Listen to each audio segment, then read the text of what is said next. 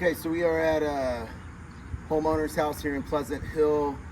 State Farm wants us to do a match test and a repairability video. Seems like the best way to do that as well.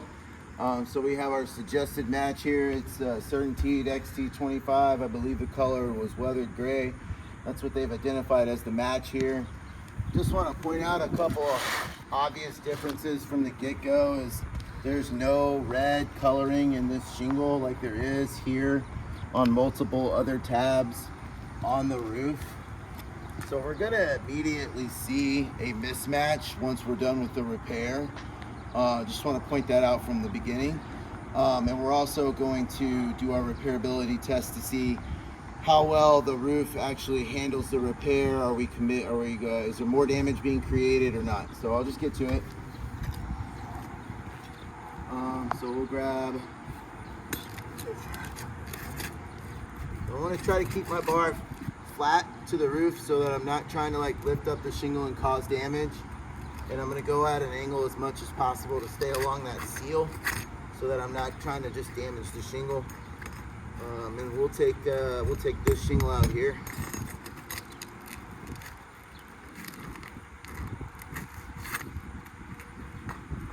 So there's already some mat transfer here on the shingle.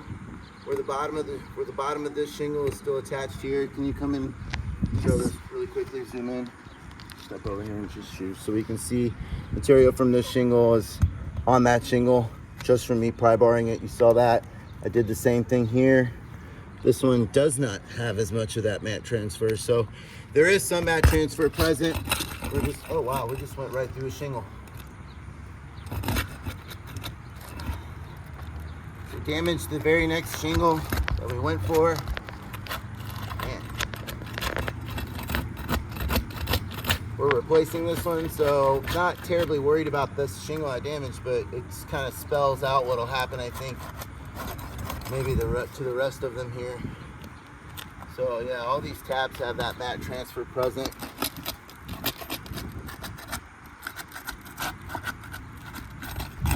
So man, another one right here.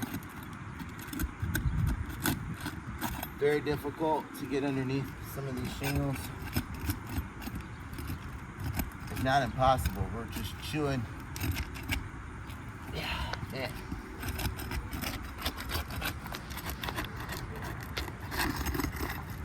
Trying to be gentle, and we're still damaging them. That's the third tab we've damaged now. You can see the granule displacement every time I move the bar, so we're definitely causing the granules to displace on the shingle as well.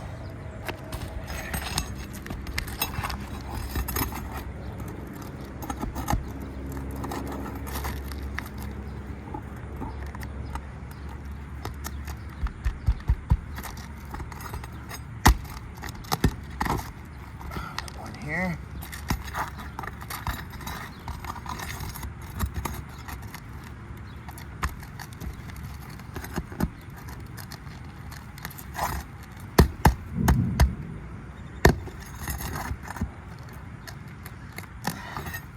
Nail's trying to pull through.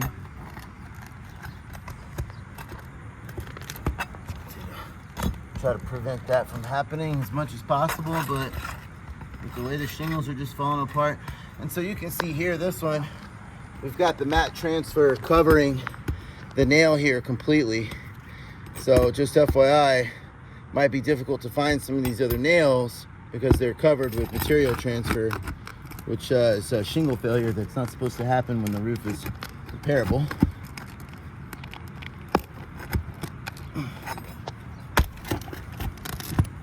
Very difficult to get some of these out.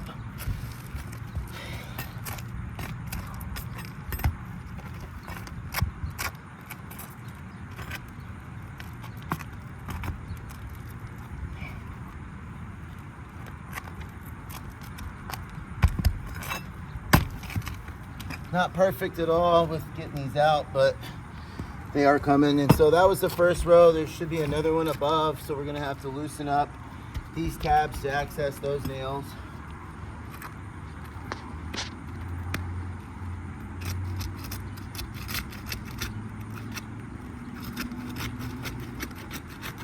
Got that one pretty good.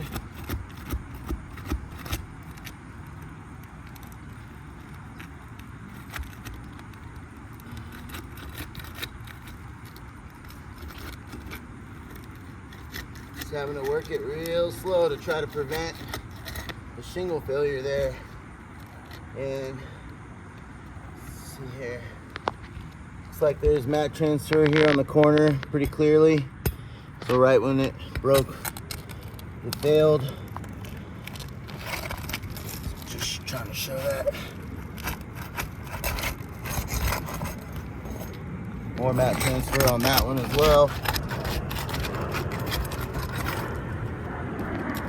And there as well. So, all right.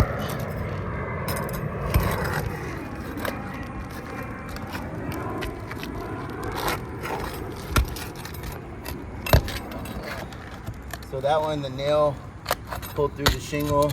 Can still fix that a little bit, but if that's what's happening, we're damaging all of the shingles where we're pulling these nails out.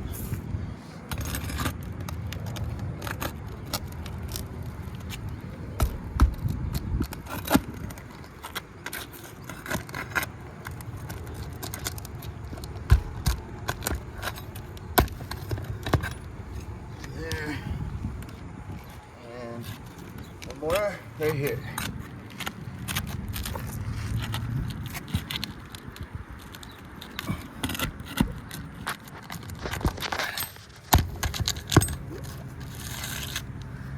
Okay, so then our leaf should pull out now.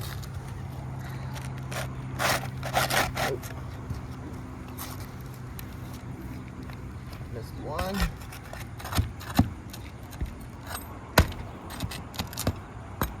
Easiest one. Okay, so shingle that we've removed. You can see it was damaged in the process. Lots of material transfer when we flip that shingle over. You can see some of these nail holes here have just exploded. So where the nail is pulling through the shingle's actually damaged. So all of these shingles where that nail pulled, those shingles are now damaged. You just can't see it. The damages you can see that we've cracked 1, 2 other shingles in the process. And just for some context, back up for a second, I'm gonna rub these shingles over here where we've made no repairs. You can see in here very little granule loss. These shingles that we've had to manipulate, you can barely see how many more granules come off those than just the ones right above it. So we've clearly damaged these shingles manipulating them. So that would mean this is a failed repair already. But let's go ahead and try to slide a new tab in. We'll see if it matches.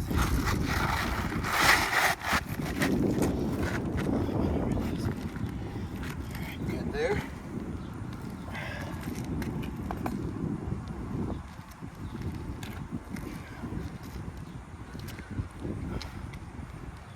And so I have these existing nail holes that I can use here. That's going to help out a lot with the repair. But you see how far I've got to get that shingle up just to get my hand and the nail in here.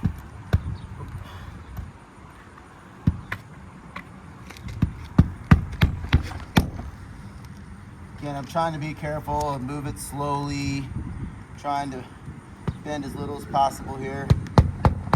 If I had a nail gun and I was performing a multiple shingle repair, I mean, that nail gun's going to be this much larger, so that shingle has to move that much more. Got another nail hole we can use here. Ow. Magnetic hammers.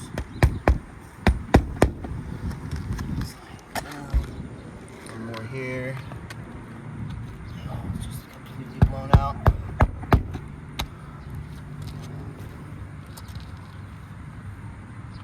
And there's no existing nail hole here, so I'm just gonna line up with the pattern I see.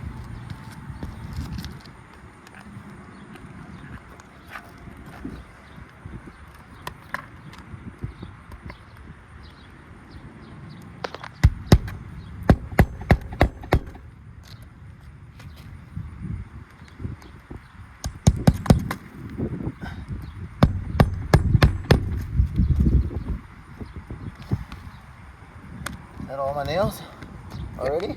No, Nope. I knew there was one more.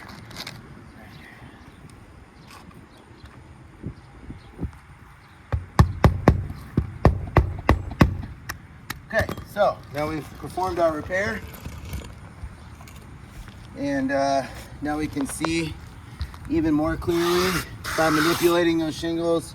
There's even more granule loss, creasing starting to develop from the manipulation of the shingle. So it was damaged before, now it's even more damaged from the installation of the shingle here. We can also clearly see the color mismatch. No red visible, going back up, no red visible in the new shingle at all. And we've damaged 1, 2, 3, 4, 5, 6, 7, 8 shingles, or 8 tabs, so roughly 3 or 4 shingles to replace one. That's a domino effect. It's going to be a cascading failure. We need to replace the entire roof. Thank you.